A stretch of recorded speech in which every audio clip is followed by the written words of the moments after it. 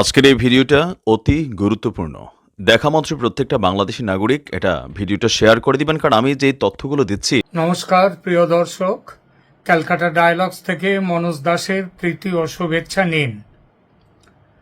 ঠিক ছিল সোমবার সকাল 10টায় সংসদ ভবনে হবে বাংলাদেশ ও চীন নিয়ে সর্বদলীয় বৈঠক হলো, তবে সোমবার নয়, একদিন আগে রবিবার সকাল 10টায়।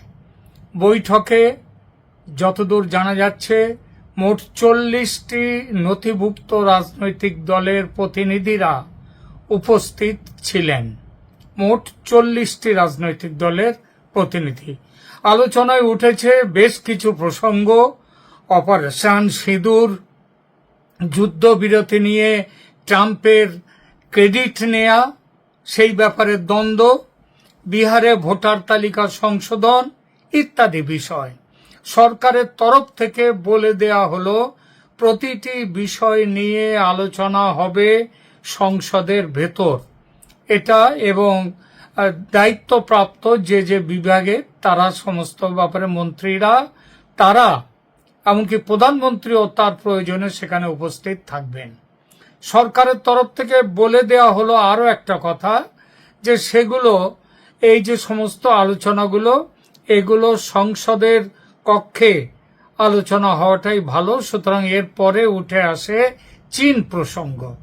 বিদেশ মন্ত্রী জয়শঙ্কর কয়েকদিন আগে চীনে গিয়ে রাষ্ট্রপতি শি জিনপিং এর সঙ্গে কি আলোচনা করেছেন তার কথা ওঠে। সে ব্যাপারে জয়শঙ্কর একটি যে বক্তব্য জানিয়েছেন সরকারের কাছে, বলেছেন যে তার চীন সফরের উপর একটি রিপোর্ট দিয়েছেন অল্প কথায়, সেটিও এখানে দেখা হয়, আলোচনা করা হয়। এ ব্যাপারে সংসদে পূর্ণাঙ্গ আলোচনা হবে ঠিক হয়। ওঠে ব্রহ্মপুত্রের ওপর চীন যে বিশ্বের বৃহত্তম বাঁধ তৈরি করার কাজ শুরু করেছে গত শনিবার, সেই প্রসঙ্গটি, এবং সেখানে জানতে চাওয়া হয় ভারত কিভাবে এই সমস্যার মোকাবিলা করবে সেই প্রসঙ্গ।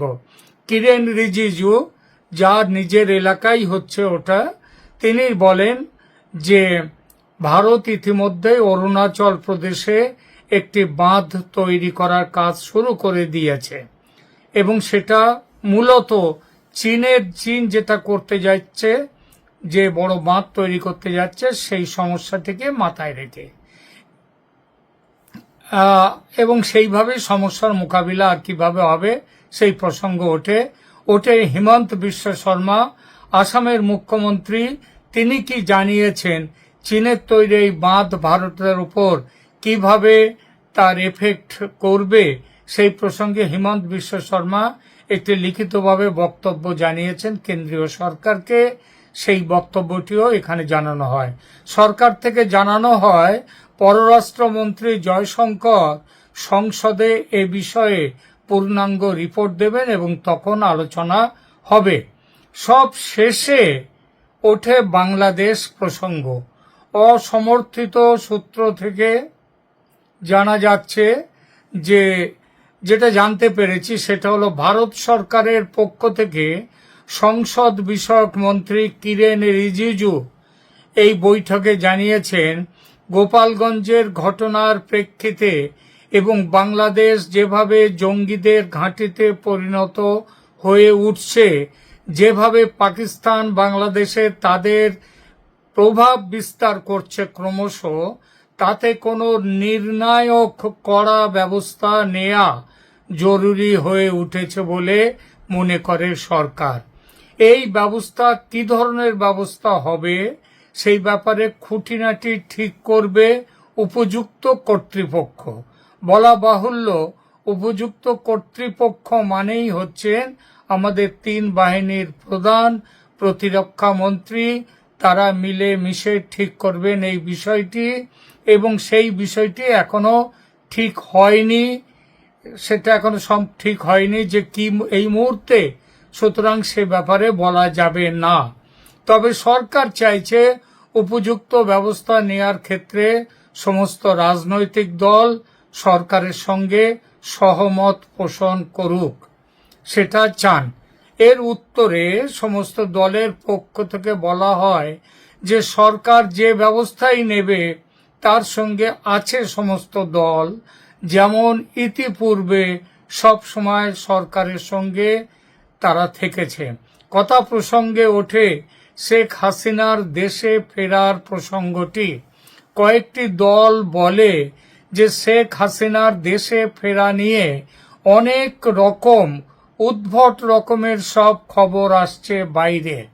এমন খবরও রটছে যে শেখ হাসিনা দেশে ফিরে গিয়েছেন এবং ভারতের সেনা তাকে পাহারায় রেখেছে বাংলাদেশের ভেতরে, এরকম খবরও আসছে।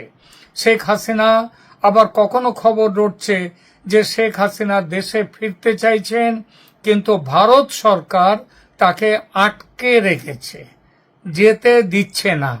এর জন্য আবার একটা কারণও অনেকেই আবার বলছে, ভারত সরকার নাকি বিএনপির সঙ্গে সমঝোতায় এসেছে এবং শেখ হাসিনাকে নিয়ে সরকার নাকি বর্তমানে খুব একটা চিন্তা ভাবনা করছে না।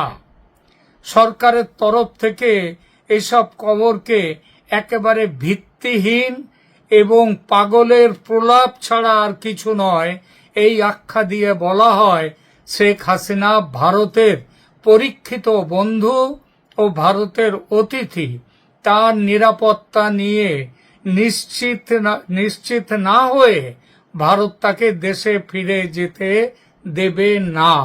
শেখ হাসিনা নিজেও সহমত এই ব্যাপারে।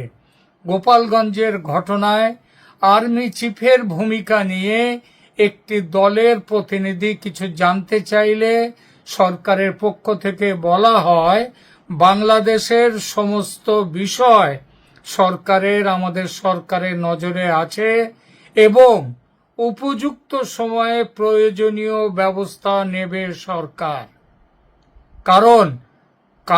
কারণ ভারতের যে তার সম্প্রভুতা, সার্বভৌমত্ব, তার নিরাপত্তা, তার সীমান্ত সুরক্ষিত রাখা, এ ব্যাপারে ভারত সরকার প্রতিজ্ঞাবদ্ধ।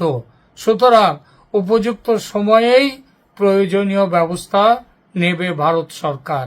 সরকারের তরফ থেকে এটাও বলা হয় আপনারা সবাই যে এ বিষয়ে সরকারের সঙ্গে আছেন, একেবারে ব্ল্যাঙ্ক চেক দিয়ে সরকারকে সমর্থন জানিয়েছেন, এজন্য আপনাদের কাছে কৃতজ্ঞতা জানাচ্ছে সরকার।